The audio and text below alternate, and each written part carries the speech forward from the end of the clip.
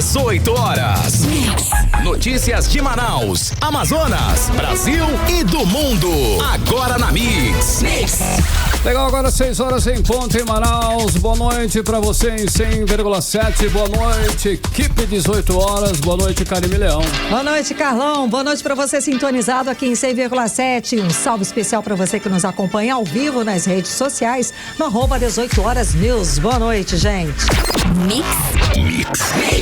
Lembrando sempre pra você, hein? Gostaríamos muito da sua participação aqui no programa 18 horas. Você pode utilizar a ferramenta WhatsApp, que é o 994887592 para a sua participação, né, Karime? Exato, a gente quer saber a sua opinião a respeito dos assuntos abordados aqui no 18 horas. Gente, manda um zap pra gente e fala a sua opinião a respeito das nossas reportagens, do que a gente comenta aqui no 18 horas.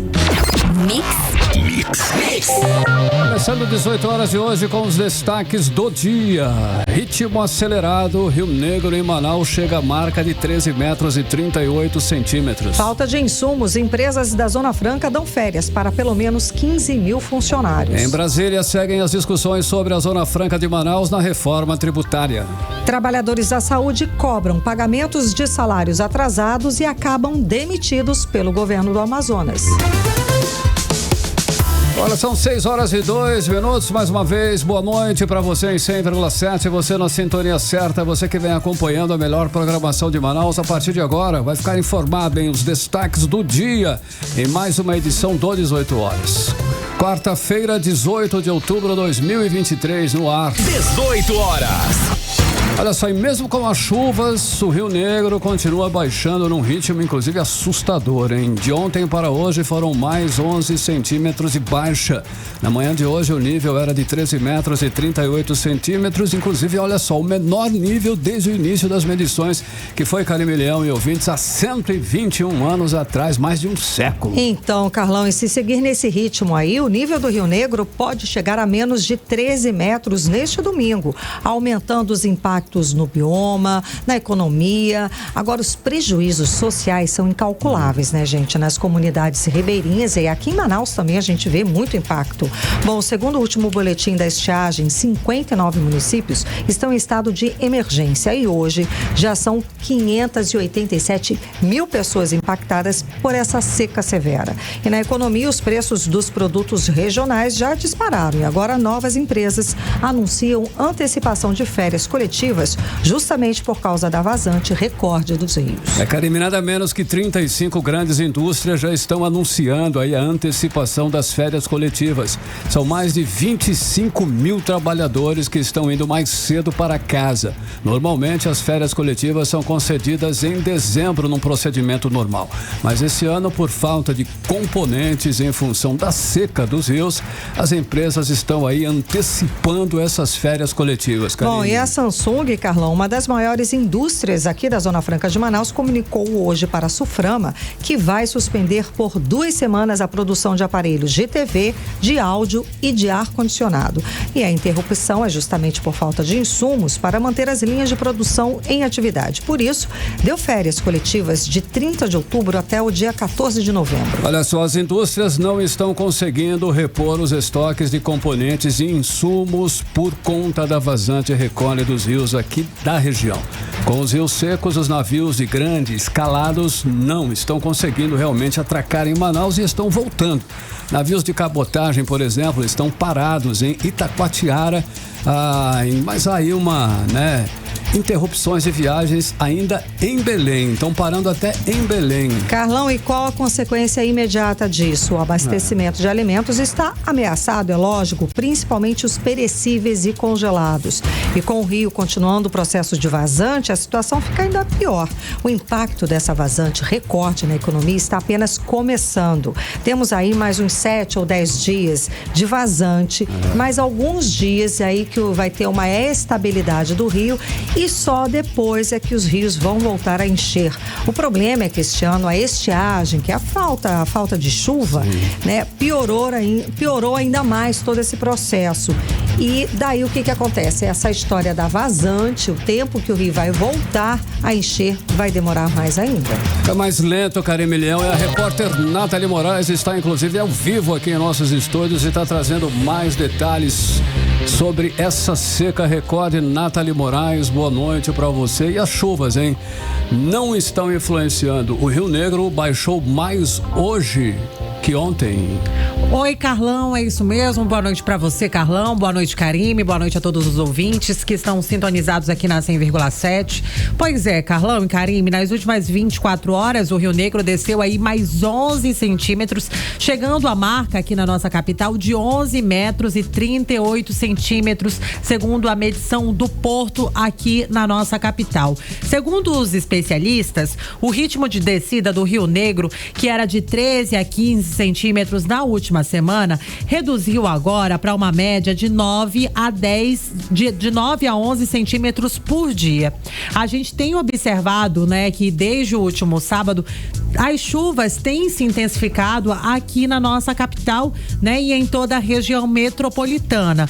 Mas só para reforçar, essa chuva, ela não influencia na subida do Rio Negro aqui na capital. Isso porque para o Rio Negro voltar a subir, nós dependemos principalmente da estabilidade do Rio Solimões, lá no município de Tabatinga. Para a gente entender um pouco mais de como essas chuvas impactam na subida do Rio Negro, eu conversei hoje com o meteorologista da Universidade Estadual aqui do Amazonas, o Leonardo Vergasta, e ele explicou um pouco mais de como é que vai ficar a situação climática nos próximos dias e se o Rio Negro volta ou não volta a subir por conta dessas chuvas. Vamos conferir.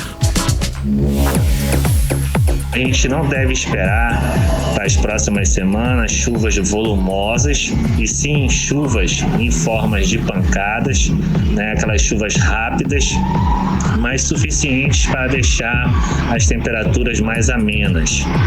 Contudo, destaco aqui que as chuvas para o final do mês de outubro e início do mês de novembro irá começar a ocorrer de forma gradativa, mas mal distribuída nas cabeceiras dos rios Rio Negro e Solimões.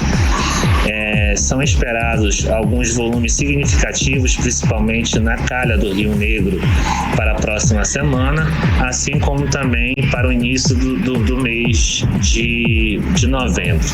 Então, essa chuva que acaba caindo sobre essas cabeceiras é que irão influenciar na altura dos níveis dos nossos rios aqui na região do Baixo e Médio Amazonas. 18 horas. Karime e Carlão, ouvintes, nós ouvimos aí a fala do meteorologista da Universidade Estadual aqui do Amazonas, o Leonardo Vergasta, que explicou um pouco mais sobre essa questão das chuvas que impactam na subida do Rio Negro aqui na nossa capital. Mas além do Rio Negro, como a gente estava falando, o Rio Solimões registrou aí o nível mais baixo em 55 anos. Essa marca foi registrada lá no município de Manacapuru, na região metropolitana aqui da cidade, onde o rio chegou a marcar nesta terça-feira, que foi a última medição divulgada, 3,81 metros, superando aí a seca recorde de 2010, também lá no município de Manacapuru, marcando 3,81 metros. Com a seca mais severa da história, né? O nosso estado chegou hoje, nesta quarta-feira, a ter aí a marca de 584 mil pessoas atingidas pela estiagem, que deixa aí 59 municípios em estado de emergência. Os dados foram divulgados às 2 da tarde hoje no boletim da estiagem, divulgado pela Defesa Civil aqui do estado.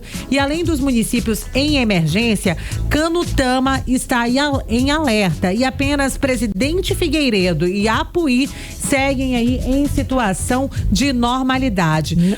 Nathalie, só para atualizaram agora, o Serviço Geológico Brasileiro atualizou o Rio Solimões lá em Manacapuru, que baixou mais 9 centímetros, e a cota hoje, quarta-feira, dia 18, é de 3 metros e 70 centímetros. Baixou mais ainda.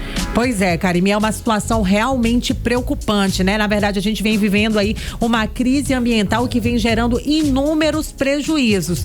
E hoje foi anunciado aí que pelo menos 30 empresas da Zona Franca aqui de Manaus devem aí antecipar para esse mês de outubro, as férias coletivas, que normalmente são programadas aí para o mês de dezembro. São mais de 15 mil trabalhadores que serão beneficiados aí com essa medida, segundo o Sindicato dos Metalúrgicos aqui do Amazonas. Para a gente entender um pouco mais, né, do porquê que foi realmente tomada essa medida, eu conversei com o presidente do Sindimental, o Valdemir Santana. E segundo ele, Karime, a principal razão para a antecipação dessas férias é a escassez da matéria-prima. Em uma reunião na manhã de hoje, a Samsung foi a primeira empresa a informar a Superintendência da Zona Franca aqui de Manaus que vai antecipar as férias coletivas. Vamos conferir o que disse o presidente do Sindicato dos Metalúrgicos aqui no Amazonas, Valdemir Santana. Tem algumas empresas, em torno de 30 empresas, 35 empresas, que pediram férias antecipadas, que estava programada para dezembro, mas como houve uma aceleração de vendas e houve essa estiagem, então eles estão pedindo antecipação das férias de 10 a 8 dias, que estava programada para dezembro, para ser agora. E quando chega o resto do material para eles produzir o resto da produção. É isso. Mas não é todas as fábricas, é alguns produtos, como ar-condicionado, como TV, como notebook, que venderam bastante, graças a Deus. Então vai ter empresas que tem 10 dias de férias, 8 dias, 9 dias, antecipadamente agora, e pode acontecer agora do dia 20 de outubro até dia 5 de novembro. 18 horas. Karime e Carlão, nós ouvimos aí a fala do presidente do Sindimetal, Valdemir Santana. E aqui em Manaus, olha só, os comerciantes já se preparam para a chegada do Black Friday, né? E que é muito aguardada aí pelos consumidores e lojistas. Segundo a Superintendência da Zona Franca de Manaus, apesar de todo esse desabastecimento aí, né, gerado em algumas empresas, para a Zona Franca, para o Black Friday, desculpa, a gente vai ter, né, realmente o comércio vai estar abastecido. Eles não garantem pro Natal, mas para essa Black Friday tá tudo certo, Karime e Carlão. Obrigada, Nathalie Moraes, pelas informações. Valeu, Nathalie. 18 horas. 6 horas e 12 minutos, você é o melhor mix do Brasil. Atenção, o Ministério da Saúde publica portaria que libera ajuda financeira para cada município do Amazonas, Karime. E não é pouco não, viu, Carlão? São mais de 225 milhões de reais que vão ser distribuídos entre os municípios para assistência básica da saúde. Vamos acompanhar mais detalhes agora na reportagem de Odinei Araújo. O Diário Oficial da União publicou nesta terça-feira a portaria do Ministério da Saúde que estabelece recurso financeiro do bloco de manutenção das ações e serviços públicos de saúde. Esse grupo de atenção especializada é o que disponibiliza aos municípios do Amazonas os recursos prometidos pela ministra da Saúde, Nízia Trindade, na última segunda-feira, em reunião com autoridades e prefeitos do Amazonas em Manaus. O presidente da Associação Amazonense de Municípios, Anderson Souza, explicou que o valor de 225 milhões de reais virá em 2 etapas. A primeira parte, no valor de 100 milhões de reais, será liberada de forma emergencial. Desse emergencial, todos os municípios do interior, 61 municípios, vão participar, e uma cota especial para Manaus no valor de 12 milhões e meio. Esses recursos, de acordo com as prefeituras do interior, serão usados na atenção básica da saúde. A outra cota, segundo Anderson Souza, é específica para o interior no chamado Teto MAC, que é um valor repassado pela União para serviços de saúde na média e alta complexidade. A prefeitura vão receber durante os próximos 12 meses, a contar do mês de novembro, já uma parcela extra, acrescentando aquilo que eles recebem. Nós temos hoje um teto de 172 milhões, mais 122 milhões, e desse teto que nós temos hoje é dividido 60% para o estado, 9% para a capital e 31% para o interior. Esse recurso hoje de 102 milhões para o interior e os 12 milhões e meio para Manaus a mais vai ser incorporado unicamente para os municípios, sem repassar para o estado. Segundo a Associação dos Municípios, o Amazonas é o terceiro melhor estado na atenção básica, e quem faz a atenção básica é o interior e a capital. Odinei Araújo para o 18 horas. Você está ouvindo 18 horas. Olha só, hein? O juiz Moacir Pereira Batista manteve a ordem de retirada dos flutuantes do Lago do Tarumã Sul, na margem esquerda do Rio Negro, e fixou em R$15 mil a multa diária em caso de descumprimento. Exato, Carlão. Né? R$500 mil a multa diária, muita grana, viu? E a decisão foi tomada no dia 11 deste mês. A prefeitura tem até dezembro para retirar todos os flutuantes do local. E o repórter André Meirelles está aqui ao vivo com a gente, tem mais informações, que ele está acompanhando esse caso. Muito boa noite, André. Então, nesse período de seca, seria mais fácil, não é? Retirar esses flutuantes. O que a prefeitura diz? Fala pra gente. Muito boa noite, Karime, boa noite, Carlão, boa noite a todos que nos acompanham aqui ao vivo na 100.7. Olha, a Prefeitura de Manaus alegou que não consegue cumprir a ordem do juiz Moacir Pereira Batista, da comarca de Manaus, que manteve aí a ordem de retirada dos flutuantes do Lago do Tarumã, que fica na margem esquerda do Rio Negro, e também o juiz fixou aí numa multa diária de R$500 mil em caso de descumprimento. Isso, segundo a Prefeitura, por causa da seca, né? A Prefeitura pediu mais tempo para iniciar o processo de retirada e em setembro o município declarou situação de emergência por conta da situação extrema da estiagem. De acordo com a Prefeitura, com a descida do rio, há dificuldades de manobrar embarcações ou ainda a existência de trechos críticos que, em razão da baixa profundidade, nem sequer faz-se viável o trânsito de embarcações. A Prefeitura afirma que o desmonte das estruturas acaba demandando o emprego de embarcações, balsas, empurradores e maquinários em geral que precisam navegar em velocidade regular, né, e manobrar devidamente e ser fixados, né, caso necessário, com estabilidade e segurança, o que não se faz possível na época da vazante do rio. Isso foi a posição da Prefeitura de Manaus. Só que ao rejeitar as alegações da Prefeitura, o juiz afirmou que a seca, na verdade, está facilitando a retirada dos flutuantes por terra. Ainda conforme o juiz, a situação pode diminuir o valor que a Prefeitura estimou para a retirada das embarcações. Olha só, além das dificuldades com a seca, a Prefeitura, Karime, Carlão, alegou que a Secretaria Municipal de Infraestrutura não tem dinheiro para contratar o maquinário necessário.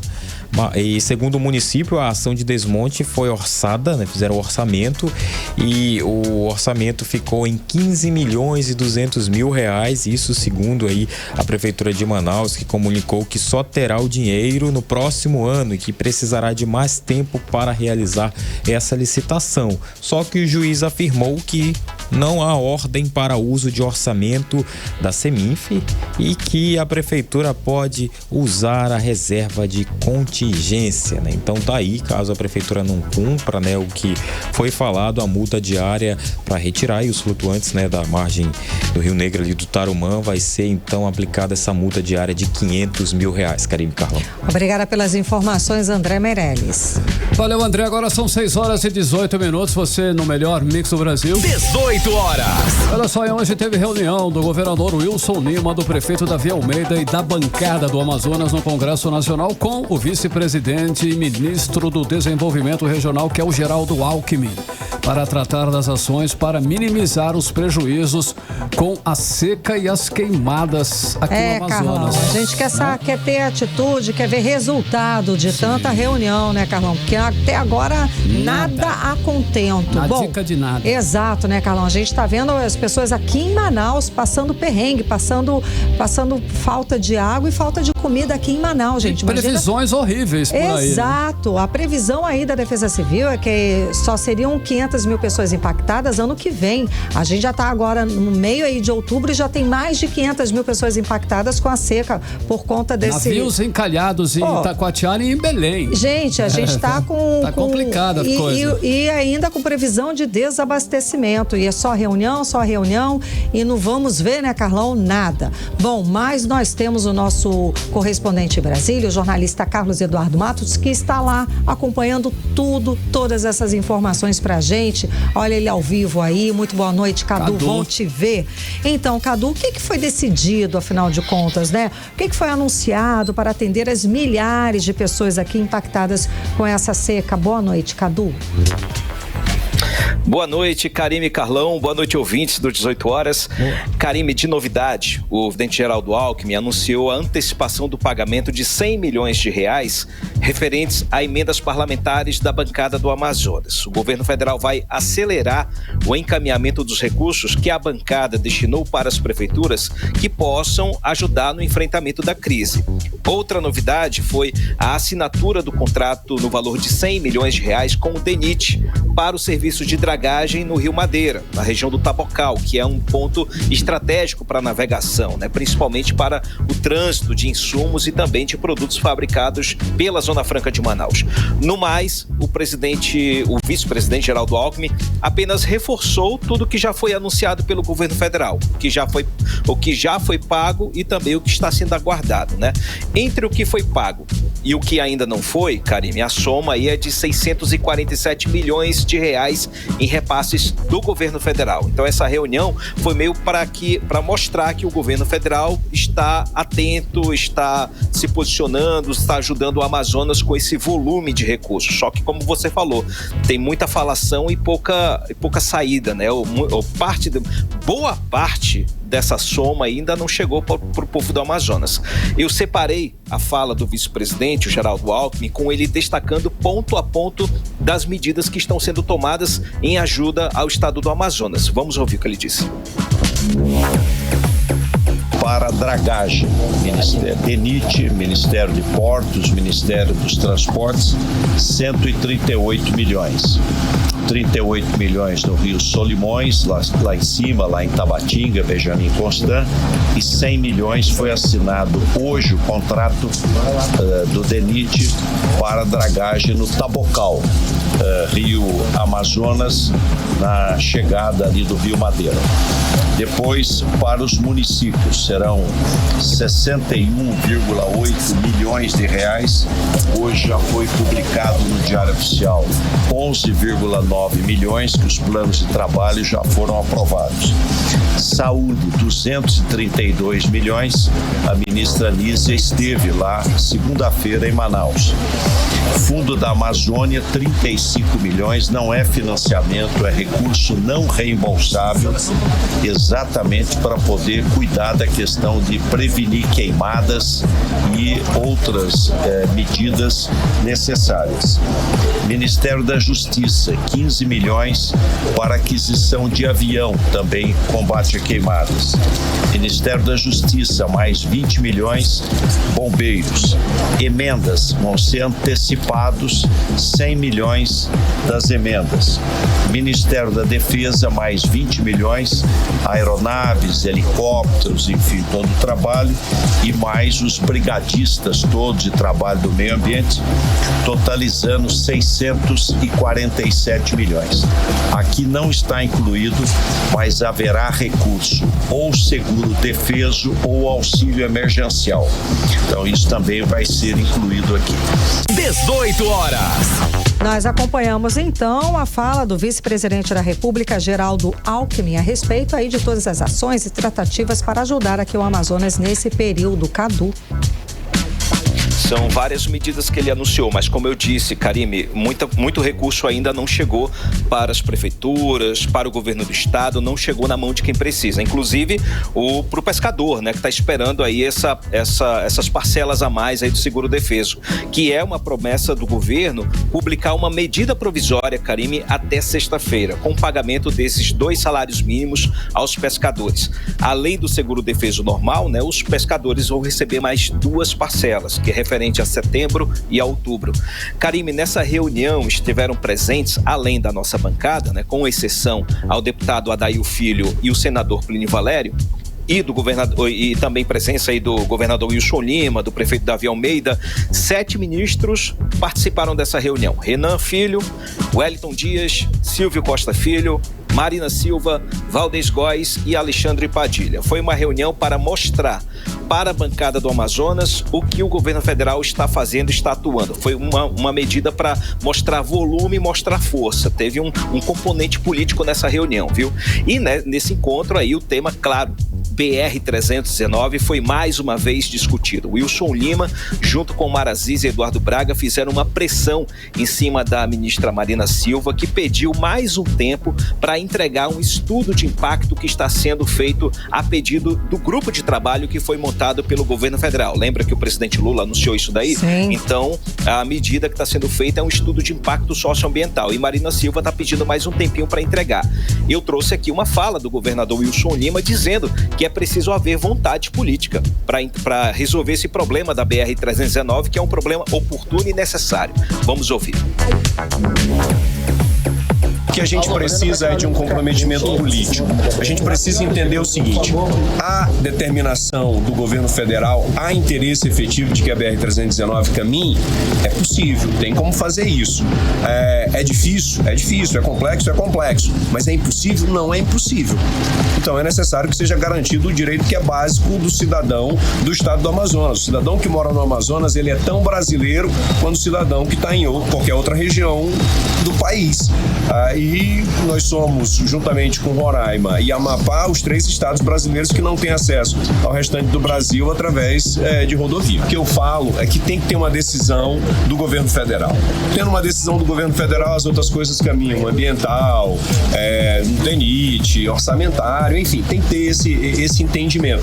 E eu espero que com esse grupo de trabalho que foi formado, já seja uma sinalização positiva e que haja, de fato, esse intuito para que a gente possa avançar na 319. 18 horas. Bom, a gente acompanhou a fala lúcida e assertiva do governador do estado do Amazonas, Wilson Lima, a respeito dessa cobrança e da necessária conclusão da BR-319. E é um absurdo, Cadu, a ministra do Meio Ambiente pedir mais um tempinho, enquanto aqui a gente está passando fome, estamos sem água potável, podendo ter uma rodovia, podendo ter uma ligação que nos abastecesse, que escoasse toda a produção. É ridículo ouvir mais um tempinho de uma ministra que não entende a urgência que nós temos aqui no estado do Amazonas. Carlão. Cadu, olha só, o que não falta aí em Brasília, nós já observamos, são reuniões, né? Teve também reunião do relator da reforma tributária no Senado Federal, o senador Eduardo Braga, com o ministro da Fazenda, Fernando Haddad, para tratar de aspectos relativos à nossa Zona Franca de Manaus, inclusive no texto que reformula o sistema tributário nacional. Dá até medo, Cadu. Algum contratempo nessa situação toda aí para nossa Zona Franca? Como é que tá essa situação, Cadu? Carlão, o senador Eduardo Braga, que é o relator dessa matéria, complexa, que é a reforma tributária, ele diz que não. Ele diz que algumas questões pontuais da reforma tributária estão sendo debatidas com o governo federal, já nessa reta final de entrega do relatório final da reforma tributária, que vai ser apresentada no Senado na semana que vem, mais precisamente na CCJ, que é a Comissão de Constituição e Justiça. Mas tem um ponto, Carlão, que a gente já falou aqui no 18 horas, que é um gargalo nessa reforma.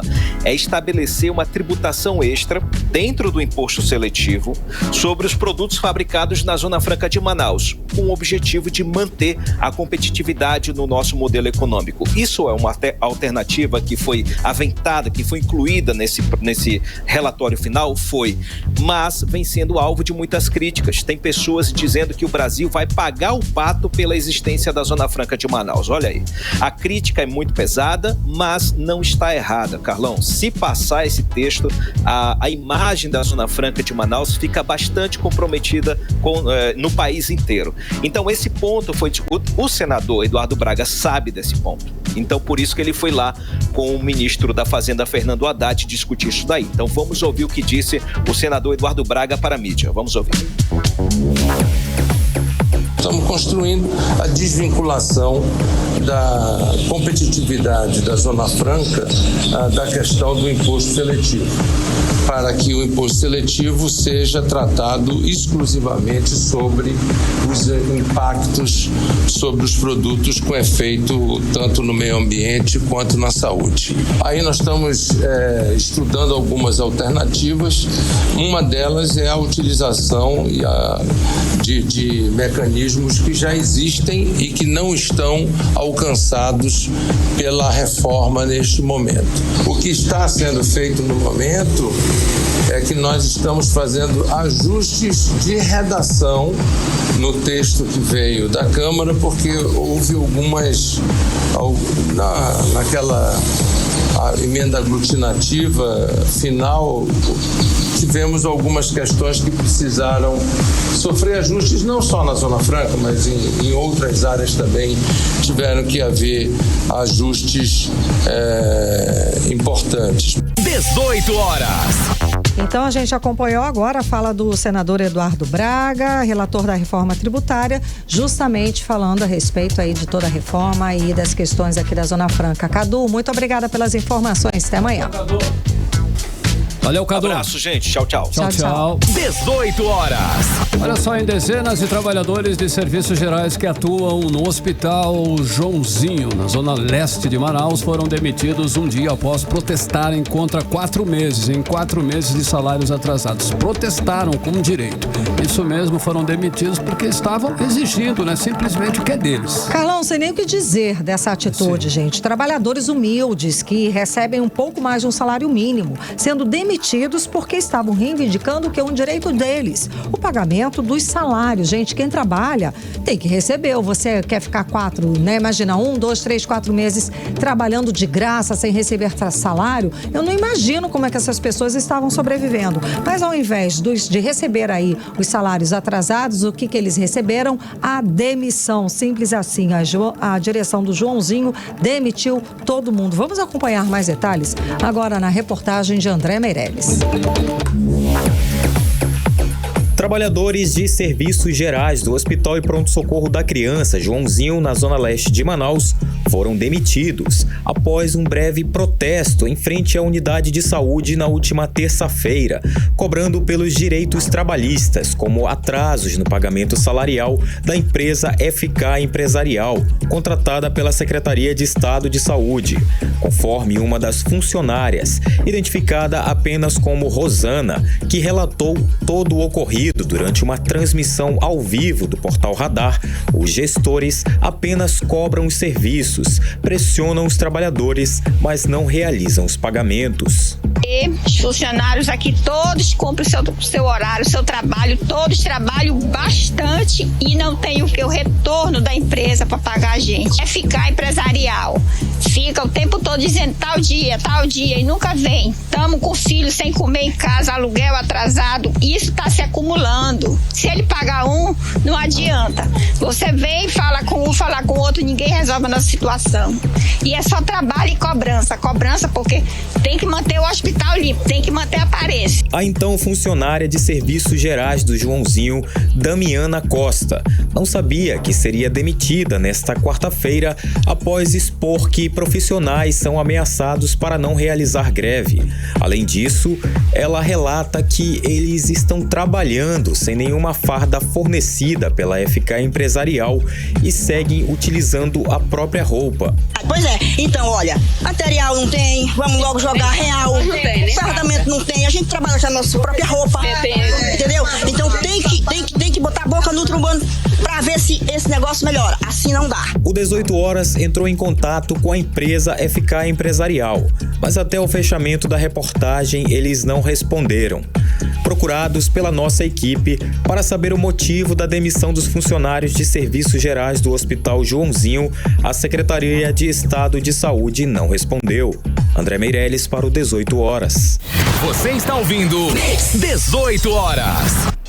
Gente, isso é criminoso, é desumano. Como que faz isso com as pessoas? Demitir pais e mães de famílias, trabalhadores dignos, que estavam apenas reivindicando os direitos deles. Trabalham todos os dias limpando o hospital, estavam há 4 meses sem receber salário. É um absurdo. Um governador sério, jamais permitiria essa demissão e jamais permitiria que essas pessoas ficassem sem receber. São gestores insensíveis, cruéis, desumanos. Não há gestão nisso, né, Carlão? Karime, não é por falta de dinheiro, que é pior ainda. Dinheiro o Estado tem de sobra. Falta sim sensibilidade, empatia desse governo aí. Falta seriedade, estão sucateando ainda mais a saúde pública. Não sabem administrar, pelo que nós podemos observar, deixa os trabalhadores aí da limpeza dos serviços gerais 4 meses sem receber e não querem que eles protestem. Pô. Absurdo, né? Isso é criminoso. Esses atrasos na área da saúde, cá pra nós, são a marca desse governo. Médicos, enfermeiros, técnicos de enfermagem, enfim, todas as categorias são desrespeitadas, humilhadas pelo governo Wilson Lima. Essa é a realidade. Assim como os professores e o pessoal da saúde nunca foi respeitado. Pelo contrário, sempre foi explorado e maltratado. E agora, esse mesmo governo quer tirar todos os enfermeiros intensivistas que são extremamente preparados, especializados e que também estão com salários atrasados por profissionais não qualificados, inexperientes para poder pagar salários menores, salários tão menores, menos da metade, gente. Mas sobre esse assunto, vamos falar daqui a pouco. Entrevista do dia. Nós acompanhamos há algumas semanas o caso do ator Kaique Brito, que foi atropelado no Rio de Janeiro. Ele foi internado com politrauma corporal e traumatismo craniano. O ator ficou na UTI e depois de 27 dias teve alta. Aqui em Manaus temos o caso do secretário executivo de saúde, Geni Quenta, que também sofreu um grave acidente e está se recuperando.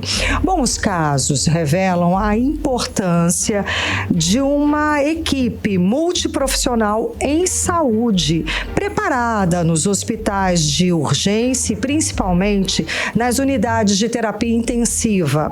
E sobre o assunto, vamos conversar hoje com o enfermeiro neurointensivista Dr. Renan Ribeiro, diretor de Relações Internacionais da Associação Brasileira de Enfermagem em Neurologia e Neurocirurgia. Foi coordenador de enfermagem da UTI de Neuro, no Hospital São Paulo Unifesp. Muito boa noite, doutor. Obrigada por nos atender. Então, nesse momento que eu acabei de falar, quando o paciente chega numa emergência em estado grave, a equipe multiprofissional em saúde preparada para atender esse paciente, para receber esse paciente, é crucial, é muito importante, não é? Boa noite, doutor. Boa noite, eu que agradeço o convite, é um prazer compartilhar um pouco de experiência, né, e a nossa vivência no cuidado de críticos, né. De fato, nós estamos falando de uma condição que é preocupante, né, no nosso país, o trauma crânioencefálico, né, que são lesões, né, causadas por algum impacto, por trauma, seja ele um acidente, violência, enfim, é um problema de saúde. Então, nós temos diversas estratégias públicas que têm tentado diminuir a incidência dessa condição, mas ainda, infelizmente, apesar de todos os esforços, principalmente a população de adulto jovem é afetada, né? E esse paciente é um paciente grave, porque as primeiras 72 horas, 96, são cruciais para o desfecho final, né? É um paciente que necessita de vigilância constante, conhecimentos específicos, e com isso você só consegue garantir a segurança desse paciente e, principalmente, o melhor desfecho quando você tem uma equipe que tem a especialidade para o manejo desse paciente. E com isso eu estou falando que as equipes de emergências capacitadas para atendimento de emergência e principalmente a UTI, que é o destino para o acompanhamento, né? A gente entende UTI como unidade de cuidado intensivo, de vigilância, que exige que esses profissionais tenham conhecimentos específicos sobre o que avaliar para se antecipar aos problemas. Então, faz toda a diferença o manejo desses pacientes em unidades especializadas e com uma equipe incluindo médicos, enfermeiros, fisioterapeutas, nutricionistas, técnicos de enfermagem, especializados no cuidado grave. Certo, e como o senhor falou, a gente sabe que essas primeiras 72, 96 horas depois de um acidente grave desse são cruciais para esse paciente. Na sua análise, Manaus tem esse preparo para atender esse paciente por todos esses processos, como o senhor falou agora para a gente? Hoje nós ainda temos desafios a nível Brasil, né? Global, a nível mundial, inclusive, sobre a linha de atendimento ao paciente traumatizado, porque na verdade ela começa lá com o sistema pré-hospitalar. Então, frente a um paciente que sofre um acidente, enfim, uma condição que leve ao TCE, né, atendimento pré-hospitalar, o acionamento rápido é importantíssimo. Então, começa muito conhecimento da população em saber reconhecer esses pacientes e preservar a segurança deles, né? Então, por exemplo, aquela regra básica de você chamar imediatamente, manter o paciente imobilizado, mexer no paciente, monitorar e manter esse paciente vigilante, alerta, até que o serviço de urgência chegue, né? E aí nós temos vários tipos de problema a nível Brasil, como, enfim, às vezes atrapalha a locomoção desses pacientes de forma apropriada e até mesmo a disponibilidade de serviço móvel pré-hospitalar. Então isso é um desafio ainda ao nível Brasil. Depois desse momento, nós temos a chegada no hospital e esse paciente ele tem um atendimento sistematizado. A gente tem a regra, né? Nós seguimos os protocolos internacionais do ATLS, já há uma sequência para atendimento seguro e ainda nós temos habilidades, desde o preparo das pessoas sobre o atendimento, né? E a estruturação dos centros, né? Em Manaus existem os hospitais especializados com pacientes de trauma. Isso avança, é um ganho para a população, mas ainda assim existem gargalos a nível que precisam ser resolvidos, desde estrutura física, custos específicos que esses pacientes precisam. São pacientes que precisam ter acesso à tomografia, ultrassonografia, exames para avaliação rápida. Algumas instituições não conseguem oferecer isso, né? Um bom dimensionamento e disponibilidade de equipe, ou seja, uma emergência com equipe adequada para atender, porque esses pacientes demandam atenção e demandam, né? Então, hoje existem políticas nacionais para isso, tendo alguns desafios. Entendi. É toda uma estrutura muito complexa para a gente conseguir, primeiro, estabilizar esse paciente de emergência no acidente grave. E além de toda a estrutura hospitalar, há também o básico, que são os insumos, como luvas e medicamentos. Esse é um problema que a gente sabe que existe aqui em Manaus, aqui no estado do Amazonas. Também é um problema no país? Bom, esse é outro ponto importante, né? Os insumos para garantir a segurança do profissional que atende esse paciente, isso inclui até o atendimento pré-hospitalar e o hospitalar, né? E os insumos próprios para o cuidado. De via de regra geral, as políticas públicas, né? Os princípios de administração que as lideranças possuem, garante todo o preparo e a disponibilização do recurso, né? Infelizmente, às vezes nós temos algumas ingerências, enfim, problemas isolados em instituições que podem levar aí a falta, né? Ou, por exemplo, no caso da pandemia, onde nós tivemos um aumento exacerbado que de fato prejudicou até mesmo a disponibilidade do mercado para esse acesso, né, a esses insumos, né? De via de regra geral, a gente espera que isso não aconteça, porque isso compromete o atendimento do paciente. Se nós pensarmos no paciente com trauma crânioencefálico, né, e se nós pensarmos nos casos mais graves, são pacientes que vão necessitar, às vezes, de terapias mais avançadas, são pacientes que vão precisar de ventilação mecânica, vão precisar de classes de sedativos, alguns tipos de medicamento, alguns tipos de exame. Então, a falta de recursos, isso pode trazer prejuízos para o atendimento e, consequentemente, para o desfecho do paciente, né? Por isso é importante que as instituições, né, elas buscam aí credenciamento, a certificação para obter o atendimento e recursos, repasses de verba para atender essa população e, inclusive, se referenciar, porque centros especializados para pacientes, né, traumatizados exigem, por exemplo, acesso a neurocirurgião, né, outros tipos de especialidades médicas para outros tipos de trauma, porque geralmente o paciente com trauma crânioencefálico, ele é um politraumatizado, ou seja, ele pode ter trauma de tórax, trauma de abdômen, de extremidades. Então é um paciente que de fato ele é crítico, ele necessita de uma equipe especializada, né, multiprofissional.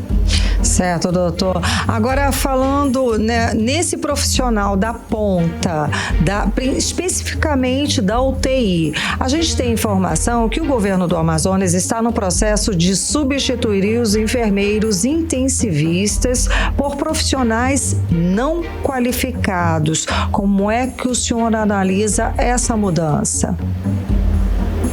Eu vejo com uma preocupação extremamente grande, né? Eu acho que como cidadão é importante que o paciente tenha consciência dos seus direitos, né? E é direito do paciente ter um atendimento por um profissional qualificado. Quando nós falamos de UTI, são conhecimentos avançados. Eu preciso saber manejar uma via aérea, manejar complicações, instabilidades hemodinâmicas, e que um profissional sem preparo, né, pode colocar em risco o paciente. Se nós olharmos recomendações internacionais, né, nós temos a Organização Mundial dos Enfermeiros de Terapia Intensiva, a World Federation, que inclusive hoje a Associação Brasileira de Enfermagem, que reúne os enfermeiros intensivistas, é membro, né? Lá ele diz muito claro que os pacientes devem ser cuidados por enfermeiros especializados, né? Dentro do Brasil nós temos a sociedade, né, a Associação Brasileira de Enfermagem e Terapia Intensiva, a qual hoje faço parte também dentro da diretoria, sou vice-diretor, e nós recomendamos também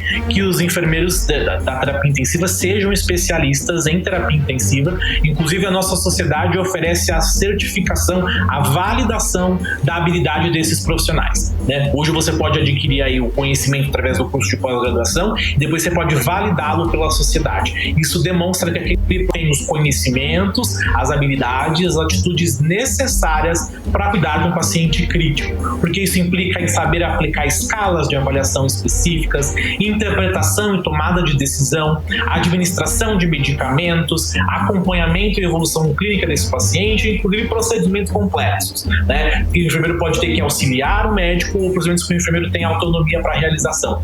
Então, de fato, a substituição por profissionais não qualificados, né, isso vai levar a consequências aos pacientes, porque um profissional que não sabe lidar com um paciente grave, ele vai ter dificuldade de se antecipar a problemas, a se antecipar às complicações, e aí aquela postura proativa que a gente tem de um profissional especializado não vai acontecer. Então eu vou ser muito reativo, então eu vou ter aí a piora clínica e vou agir sobre ela, e olhe lá se eu vou ter a habilidade suficiente para corrigir de forma apropriada, né? Então, seguindo os padrões internacionais, as recomendações que existem é que esses pacientes sejam cuidados por profissionais especializados. Então está infringindo esse padrão internacional, não é, doutor? E o próprio paciente tem que ter essa ideia de que ele tem o direito de ser atendido por um profissional qualificado. Exatamente. É importante assim, ressaltar que pela lei do exercício profissional, né, o enfermeiro ele é habilitado para cuidar do paciente de maior complexidade, incluindo os pacientes graves, né? Só que nós sabemos que existe uma fragilidade grande ainda na formação dos enfermeiros, que geralmente as grades curriculares de graduação, elas contemplam de forma muito superficial o cuidado ao paciente grave, né? Nós temos um desafio muito grande do ponto de vista de prática profissional durante o estágio e a formação desses profissionais, que tem um tempo limitado quando tem estágio de unidades críticas, como unidades de urgência e emergência e unidades de UTI e terapia intensiva. Então, apesar do enfermeiro ter habilidade legal para cuidar do paciente grave, nós sabemos que a formação básica do enfermeiro é deficitária para o cuidado desse paciente. Então, nesse sentido que faz todo o sentido e o contexto de manter a pessoa especializada a garantia da qualidade e da segurança do cuidado desse paciente, né? Inclusive, atualmente eu faço parte, inclusive, de um curso que está sendo providenciado, né, sendo elaborado a nível internacional, que é da Global Trauma Foundation, que é um curso específico de manejo de pacientes traumatizados, né, vítimas de TCE para enfermeiros. Então, um curso especializado para enfermeiros, né? É um curso internacional. O objetivo justamente é atender o déficit, o gap de conhecimento que tem a nível mundial, na verdade, né? Essa fragilidade não é só do Brasil, mas nós ficamos ainda mais fragilizados quando acontecem situações como essa de tirar o especialista do cuidado à beira-leito, e ainda a fragilidade que infelizmente nós temos nos cursos de graduações de enfermagem, que não são homogêneos, então nós não temos um controle exato da qualidade, principalmente dos conteúdos e da capacitação por cuidado de paciente grave. Ok, doutor, muitíssimo obrigada pela sua participação conversando com a gente hoje aqui no 18 Horas. Eu que agradeço. Obrigado. Você está ouvindo 18 Horas. Agora são 6 horas e 48 minutos. Você no melhor Mix do Brasil e os destaques do dia no 18 Horas. Mix E chegou a hora da política, dos bastidores da política amazonense com Cíntia Blink. Cíntia, muito boa noite. Chega juntos, Cíntia. Então, o governador pediu autorização da Assembleia Legislativa para contrair um novo empréstimo. Agora são aqui 220 milhões de reais. E para quê, Cíntia? Boa noite, Karime. Oi, estão me ouvindo? Oi, Olá. tô te ouvindo, tudo Pronto. bem? Tá tudo bem? Tudo certo. Então vamos. Manda. Boa noite, Karime. Boa noite, Carlão e todo mundo que tá com a gente na 100.7. Então, o governador Wilson Lima pediu aí esse empréstimo que é para investir na Secretaria de Estado de Desenvolvimento Urbano e Metropolitano. É um fundo para colocar no Fundo de Infraestrutura e Desenvolvimento do Estado, Fundo Estadual de Habitação, Fundo Especial de Região Metropolitana. A ideia é colocar esses 220 milhões no Programa Estadual de Habitação e Infraestrutura. 150 milhões desses 220 são para o Programa Amazonas Meu Lar, que vai subsidiar aí complemento da parcela para a família de baixa renda, parcela de moradia, e 70 milhões restantes serão destinados aí para a construção do sistema de esgoto, abastecimento de água e manutenção e construção de galerias pluviais. Então, esses 220 milhões, se forem aplicados de acordo com o que o governo está prometendo, vai ser destinado aí para esses empreendimentos, que é investir em moradia e saneamento. Karime, Carlão. Ei, Cíntia, procede a informação. Eu acho que não procede, mas eu vou perguntar. Os deputados querem criar o Dia do Igarapé, é isso mesmo? Ai, que lindo. Mas é o Ai, que natureza. É o Igarapé poluído. Eu não sei que esperança que você está tendo nos nossos parlamentares, porque procede muito, procede 100%. Foi apresentado aí o projeto de lei, mas aí a gente tem que ver como é que vai tramitar, se ele vai ser aprovado, se não vai, enfim, tudo isso, né? É do vereador não, falo tanto deles, né? Mas é do deputado estadual Rosenha aí a proposta, junto com o deputado Sinésio Campos. Não precisou de um, precisou de dois parlamentares para fazer essa proposta incrível sobre o Dia do Igarapé e do Beiradão do Amazonas. Vão comemorar aí esse dia, quer dizer, foi aprovado na Assembleia e vai ser dia 24 de novembro. Não esqueça essa data, você comemorar aí o Dia do Igarapé, Dia do Beiradão. Ai, que natureza. É isso. Maravilhoso. Cíntia, conta pra gente, a ministra Marina Silva ainda está dando polêmica, dando o que falar, não é? Agora na Câmara dos Vereadores. A Câmara é a segunda vez em, menos de um mês que fazem aí uma moção de repúdio contra a Marina. A primeira foi por conta dela, de acordo com os vereadores, ser a principal culpada por não sair a BR-319, ou seja, não ser asfaltada porque a BR já tá ali, né? Mas agora é porque Marina Silva, ministra do Meio Ambiente, ela falou mal do ex-presidente Jair Bolsonaro. Ela jogou nele a culpa de as queimadas na Amazônia acontecerem. Ela fala que parte da culpa pelas queimadas na região amazônica se deve ao governo do ex-presidente Jair Bolsonaro. Então, foi feita uma moção de repúdio, uma nova moção de repúdio, dessa vez foi apresentada pelo vereador Capitão Carpê, e não teve nenhuma manifestação contrária. Então, os vereadores foram lá, vereadores de Manaus, hoje de manhã, votar esse negócio. E é isso. O que a gente critica é o fato de que o que muda na vida do Brasil, vereadores de Manaus decidirem falar sobre fazer uma moção de repúdio ou não contra a Marina Silva. Não é da competência deles mudar alguma coisa no Ministério Lula, enfim. Tem outras questões que Manaus tem. Manaus não é uma cidade completamente sem problema para você não olhar para eles. Então é só por isso que a gente fala, o que vocês estão fazendo aí, hein? É isso, eu volto amanhã pra gente falar mais sobre a política do Amazonas e de Manaus. Valeu. Obrigada pelas informações, Cíntia Blink. Até amanhã. Até amanhã. Até amanhã. Olha só, hoje é quarta-feira, hein? Dia de conferirmos aí as informações do cinema. Com ele que é o editor-chefe do Cine 7, que é o Caio Pimenta. Olá, eu sou Caio Pimenta do Cine 7. Chegou a hora de conhecer as estreias nos cinemas de Manaus. Se você curte um grande épico, com grandes atores, um diretor histórico, esse filme é pra você. Assassinos da Lua das Flores chega com credenciais de sobra para ser o melhor filme do ano. Pela primeira vez, o Martin Scorsese reúne os seus 2 maiores parceiros da carreira, o Robert De Niro e o Leonardo DiCaprio. A produção mostra uma série de assassinatos contra os povos originários dos Estados Unidos após a descoberta de petróleo na terra deles. Os crimes aconteceram no início do século XX, sendo um dos primeiros a serem investigados pelo FBI. A superprodução de 3 horas e meia já é um dos favoritos ao Oscar do ano que vem. Também tem atração pra garotada, e essa é de uma série bem conhecida. Trolls está no 3º filme, com Pop e Tronco agora oficialmente um casal. Porém, à medida em que se aproximam, ela descobre que o amado tem um passado secreto. Se você tem medo de avião, eu não recomendo o próximo filme. Agora, se você é de boa, então vai gostar desse suspense. 97 minutos mostra um avião sequestrado que irá cair quando o combustível acabar. Adivinhe quanto tempo? Exatamente, 97 minutos. Se em terra a ordem é abater a aeronave, a vida de todos os passageiros estará nas mãos de um agente disfarçado da Interpol, que foi incorporado em uma célula terrorista. Já o Livro dos Sonhos é outra atração nos cinemas de Manaus.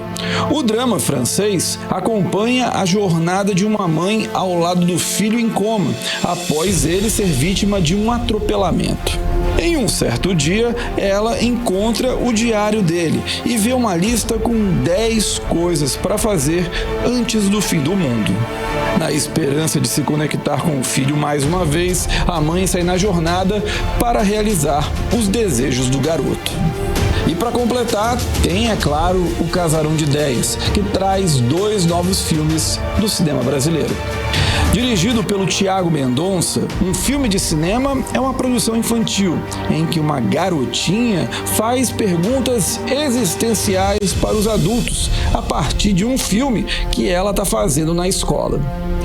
A obra traz uma série de homenagens aos grandes gênios do cinema mudo, entre eles Buster Keaton e Charlie Chaplin. Já Mirante é um documentário que mostra como a tensão política causada durante o impeachment de Dilma Rousseff transforma as relações das pessoas em Porto Alegre. Nas janelas de um apartamento no centro da cidade, o lado de fora e o de dentro se sobrepõem. Eu fico aqui e volto na semana que vem com mais estreias nos cinemas de Manaus. Até lá, tchau. Você está ouvindo 18 horas. 18 horas. Esporte. Legal, agora o giro esportivo com o Cid Soares. Olha só, Cid, a seleção brasileira ontem foi humilhada, pegou olé e tudo pelo Uruguai e caiu agora para a 3ª colocação na tabela das eliminatórias da Copa del Mundo. O que houve ontem, Cid? Uma vergonha. Viu, Cid? Vergonha que a gente passou e não quero nem começar por aí. Eu vou chegar lá, mas eu queria falar primeiro que a árbitra Edna Alves vai apitar a final da Série C entre Brusque de Santa Catarina e Amazonas no próximo domingo lá em Santa Catarina. Ela apitou aí a final da Série D em 2019 entre Manaus e Brusque na Arena da Amazônia, quando Brusque sagrou-se campeão nos pênaltis e apitou também a final do Campeonato Amazonense de 2023, quando o Amazonas aí conseguiu, né, o campeonato inédito. O Brusque anunciou os preços dos ingressos, viu, Karime, para a final da Série C do Brasileiro contra o Amazonas no próximo domingo, às 17 horas, no estádio Augusto Bauer, que vão custar de 50 a 250 reais. Em nota, o clube afirma aí que a situação financeira está turbulenta e por isso já deu uma melhorada no preço aí, com empréstimos e financiamentos feitos para arcar os compromissos. Precisa realmente crescer um pouco o valor desse jogo. E no jogo de ida aqui em Manaus foi empate, né, sem gols. Quem vencer vai ser campeão. Novo empate leva o jogo direto para os pênaltis e os 2 times já garantiram acesso à Série B de 2024 juntamente com Operário e Paysandu. Brasileirão de volta já estão jogando Grêmio e Atlético Paranaense, agora está no intervalo, 1-1 o jogo. Daqui a pouco tem América Mineiro e Botafogo às 19 horas, no mesmo horário Curitiba pegando Cuiabá, Goiás e São Paulo, Bahia Internacional, Vasco e Fortaleza, todos no horário de 8h30. Portanto, hoje é dia de futebol. Ontem, aquilo que a gente estava falando aqui, decepção, né? O Uruguai venceu a seleção brasileira por 2-0. É a primeira vez que o Uruguai derrota o Brasil nos últimos 22 anos e em 40 anos vence com 2 gols de diferença. A partida era válida pela 4ª rodada das eliminatórias sul-americanas para a Copa do Mundo de 2026. E dessa vez é impossível dizer cala a boca, Galvão. Exato, o Galvão acertou. Impossível. Ele desabafou, ele traduziu o nosso sentimento. Conta aí o que ele falou, Cid. Ele apareceu dando aí uma dura, né, no atual time, dizendo que esta é, sem sombra de dúvidas, a pior formação da seleção brasileira de todos os tempos. E fechando a tampa aqui, Karime e Carlão, exames médicos revelaram que Neymar Júnior rompeu o ligamento cruzado anterior e do menisco também nesse jogo, né, para não ficar barato. E vai ficar parado 1 ano. Vai ficar 6 meses parado, pelo menos. 6 meses, pelo menos, né? Será o desfalque aí por um longo período, voltando a jogar somente em 2024, é o que temos para hoje. Obrigada pelas informações, Cid Soares. Boa noite. Valeu, Cid, boa noite. 18 horas. Agora em Manaus, 6h59. Seguimos direto para o editorial 18 horas. Editorial 18 horas. As chuvas dão um sinal de que já estão voltando na região. A temperatura parece retomar aí a média normal para a época. Em breve as águas dos rios voltarão a subir. A natureza está ajudando, dando uma força. Os piores momentos da estiagem parecem estar no fim, mas as sérias dificuldades enfrentadas ainda hoje devem servir pelo menos para 2 reflexões. Uma sobre as influências das ações humanas nos desastres naturais e outra sobre o que deverá ser feito com antecedência pelas autoridades para enfrentar as próximas vazantes e enchentes sem falsos sustos. Afinal, só com o planejamento é que será possível evitar mais e novos sofrimentos da população. 18 horas. Valeu, Karime, 7 em ponto, boa noite. Boa noite, um beijo, até amanhã. Até amanhã. Você ouviu 18 horas. As notícias do Brasil e do mundo. De volta amanhã.